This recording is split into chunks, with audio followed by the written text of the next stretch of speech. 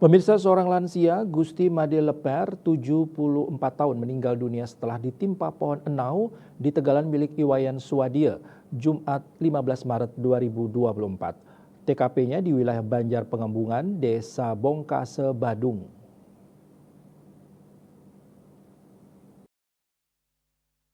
Kasihumas Polres Badung Ibtu Ketut Sudana menjelaskan peristiwa tersebut terjadi pukul 15 WITA.